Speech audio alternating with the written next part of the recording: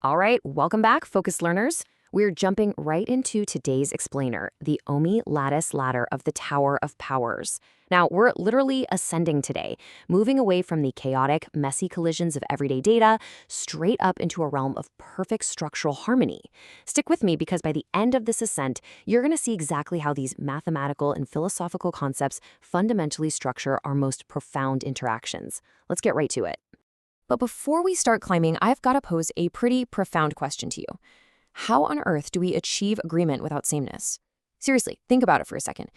In digital network systems, just like in our own daily human interactions, true agreement is incredibly difficult to sustain, right? Because if we force everything to be exactly the same, well, we totally lose individual perspective.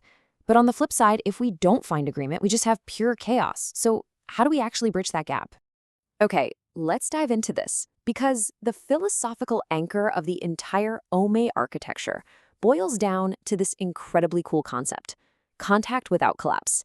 It's like the ultimate dream of packing meaning together densely and perfectly. It's the idea that distinct, separate bodies can touch and relate to one another while fully maintaining their structured difference. So agreement isn't sameness, it is quite literally contact without collapse. So to build that foundation, we really need to look at the root of the protocol. It contrasts on my intelligence, or OMI, with in my opinion, IMO. And here's the thing you have to remember.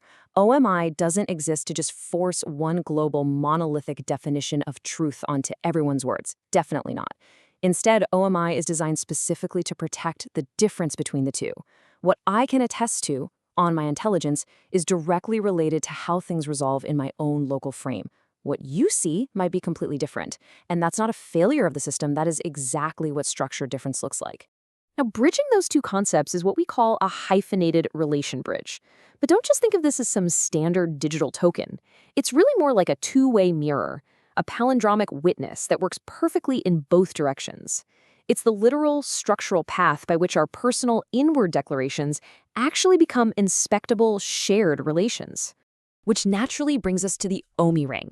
This is the bounded addressed witness of that OMI to IMO relation. In the architecture, you'll often just see it represented by a simple dot. But actually, scratch that, that dot is absolutely not accidental. It is the visible boundary. It's the earned separator. It represents the exact moment a structure can finally be expressed as a true, meaningful relation rather than just a meaningless, endless sequence of data. So we take that foundational relation and we start to climb. Welcome to the Tower of Powers. But, and this is a huge but, it is crucial to understand that this is not some top-down hierarchy of domination, where one layer just arbitrarily rules over the others. Not at all. Instead, think of it as a compass of interpretation. Every single layer in this power isn't a different substance. It's just a different interpretive power of that exact same underlying OMI ring relation we were just talking about. And this brilliantly illustrates how we can ground all this esoteric jargon into a really clean, full stock of structured concepts. You have the relation itself, which is OMI to IMO, then the witness of that relation, which is the OMI ring. Moving up, we have Omicron acting as the horizon, Tetragrammatron governing the transition, and finally Metatron serving as the observation. Let's zoom in on a couple of these key layers to see how they work. First up, let's look at Omicron. Omicron acts as this portable, automated decision maker just running in the background. It basically represents the lived side of the architecture. Think of it as a greedy little machine.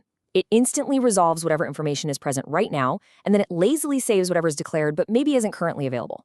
By doing this, it sets the ultimate boundaries, the infinite high and low horizons for the entire protocol. And then we cross the Metatron threshold, which honestly is one of the most exciting ontological discoveries in this whole system. The protocol reveals something amazing here. Not every single element is a mover, a validator, or a carrier. Nope. Some elements exist purely to make difference observable. As the source material states so perfectly, Metatron is the reference-defining observer at the boundary where change becomes visible. So, the absolutely crucial takeaway here is that a transition through this Tower of Powers isn't just, physical motion through space. It's actually a crossing from one interpretive level to another. Metatron is not the motion itself. Metatron is the exact fixed reference point that makes crossing the tower legible and understandable to the system in the first place. Now, to manage all these complex crossings, OMI uses a sort of mathematical scaffolding known as the lattice ladder. We're talking about incredible mathematical structures here. Things like the extended Hamming code, the E8 lattice, the Leech lattice, and even the Lorentzian unimodular lattice.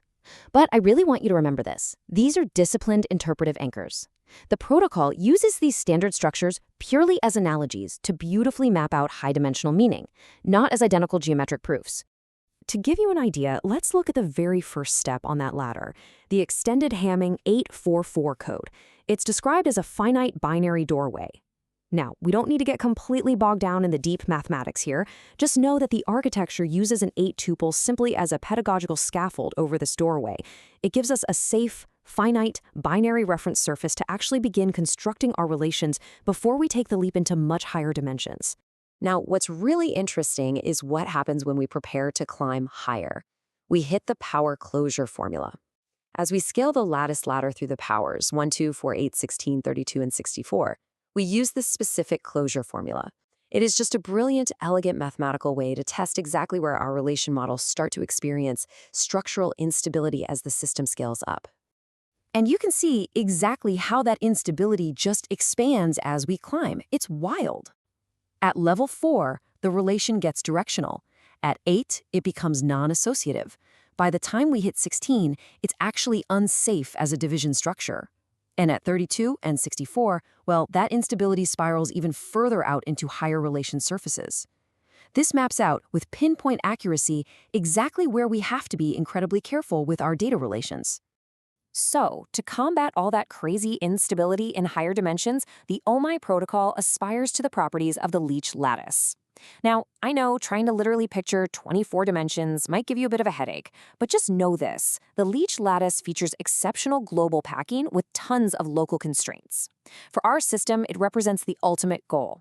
We are talking about packing incredibly dense relations together without any uncontrolled collisions or accidental authority collapse. Really, to summarize that whole Leech lattice analogy, we can just use this one beautiful phrase: maximum structured separation under high symmetry. I mean, that is the holy grail of the OMI protocol right there. We want a vast, sprawling number of relations and projections, but we absolutely need them to be perfectly separated and mathematically symmetric so they never ever collapse into chaos. All right, bringing all this intense math and systems architecture back down to earth for a second, what does this all actually mean for us? Well, it means OMI is what we call a theological computational ontology. I know, that's a super heavy term, but it just means it isn't merely a software application or a basic network protocol. It is a foundational philosophy designed to preserve the pure path by which our personal declarations become shared relations. It validates meaning without ever forcing a single universal truth onto anyone. And that brings us right to the poetic initial impulse of the entire project. It charts this amazing path of harmonization, from darkness, boundary, from boundary, declaration, from declaration, word, from word, citation, from citation, attestation. It's just incredible, isn't it? This perfectly structures how we bring meaning completely out of the void, both in our most profound digital architectures and in our day-to-day human interactions. And so I want to leave you with a final provocative thought to take away from today's explainer. We've seen the complex math, we've climbed the layers, and we've explored the philosophy. If true human and digital harmony requires replayable agreement without forced sameness, if it requires contact without collapse, how will you build your next relation bridge? Thank you so much for exploring the Tower of Powers with me today. Keep learning and keep building those bridges.